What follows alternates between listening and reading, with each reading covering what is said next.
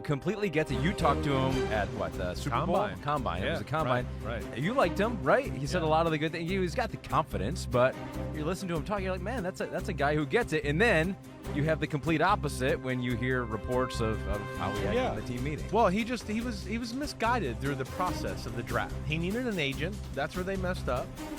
He and his family and his dad, I think, just overestimated how much of a slam dunk top 5 pick they thought he was going to be, obviously, right? And how they should go a part of the process.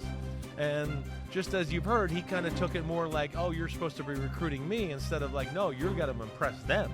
And then they go, ooh, wow, he's impressive. We want to take him. This isn't college where we're like, we're dying to have you because you're a 4-star or a 5-star.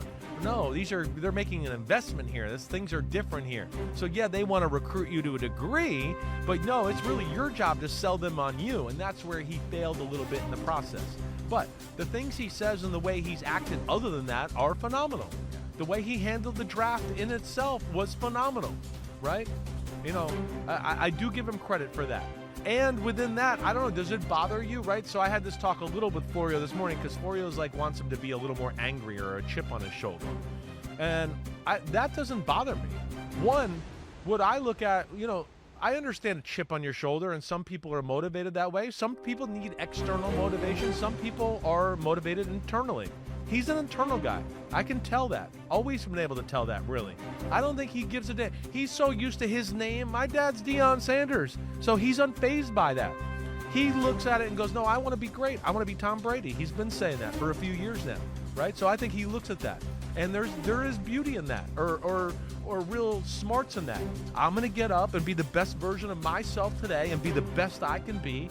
And as long as I do that, right, things will set themselves up. Instead of sometimes, right, when you do have that chip on your shoulder, you get up angry. I'm going to show them today, right? I'm going to do that. Then you get on the meetings and you're still like, I'm going to show them. And maybe you're not as charismatic as the way you're being. Then you get on the football field. Oh, he's open. I'm going to fit it in there. I'm going to show them. Oh, intercepted. Oh, you showed them all right with that chip on your shoulder, right? So that is being part of the quarterback, like he said. You got to stay even keeled. And I don't think he's going to let that affect him. He's going to approach every day going, no, I want to be great. So I'm going to try to be great out here today and go from there. And I like the way he talks and handles himself. And hopefully he's doing all the right things in the meeting rooms and all that, to further that along as well. I'm with you. I think you can go about it multiple ways. I think it all comes down to what motivates you to put in the extra work and to grind even when it gets really, really, really hard. That's It's like you can say, it's like I can be like, I want to get to 15% body fat or whatever. And I can be like, and I internally motivated to do that. And I work out and I'm doing it every day.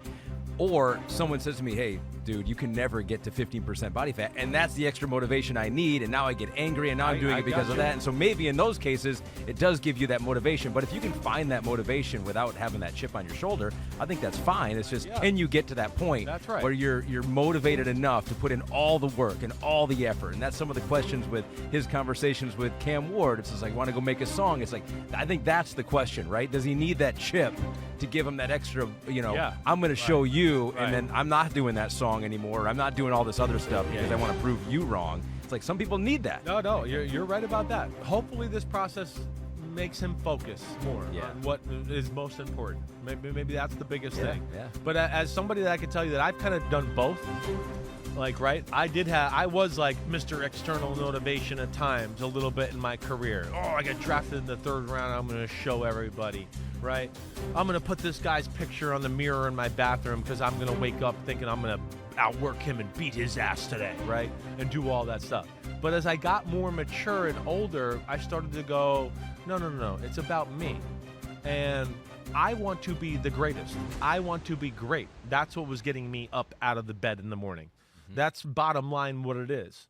And I found that to be a more, what do I want to say, consistent existence. Exactly. As far as being motivated like that, where everything I did was, no, this is going to make me great. This is going to make me great. Instead of, this is going to show you. This will show them.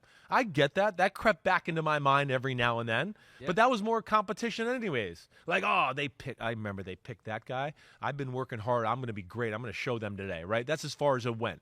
And that's where I feel like he has a mature take on things that way, and I think it's going to serve him well in the NFL because there's a lot of peaks and valleys, as you know. And like you said, you could go to a game, and we watch games every year, and we forget about the context. Oh, man, how many games this year did Mahomes play like we just went, that was not that good, and then they won it clutch late, and we went, damn, Mahomes is amazing. Look at Mahomes, right? He's amazing.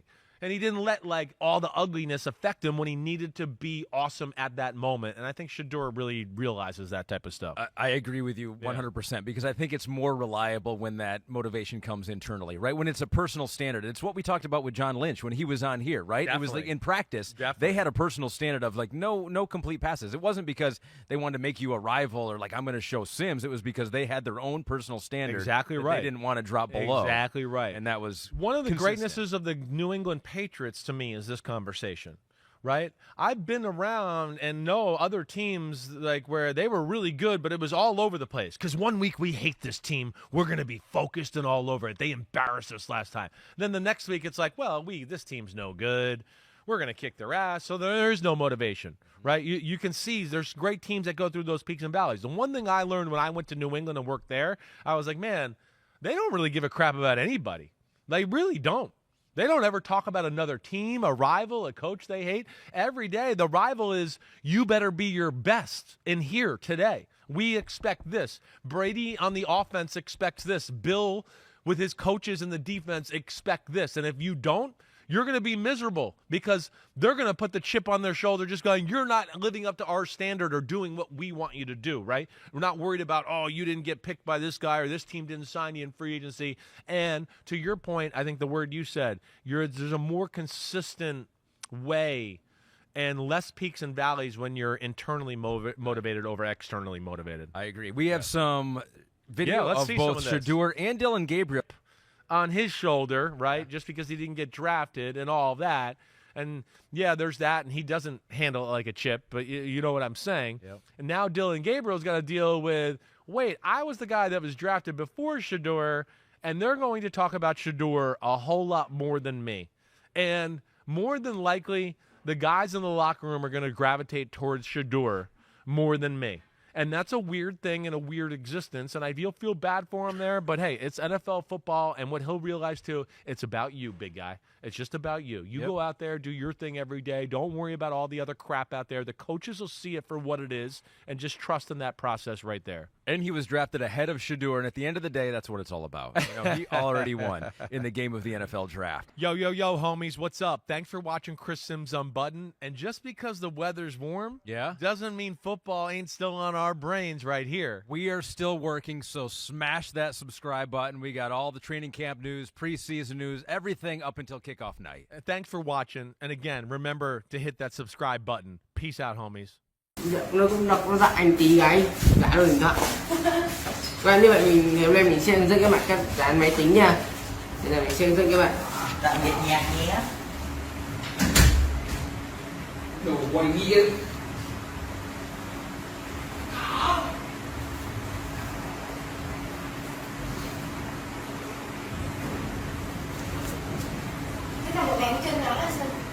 Chơi thì vẫn chơi nhưng mà ít đi làm nhưng nó có đi làm đâu.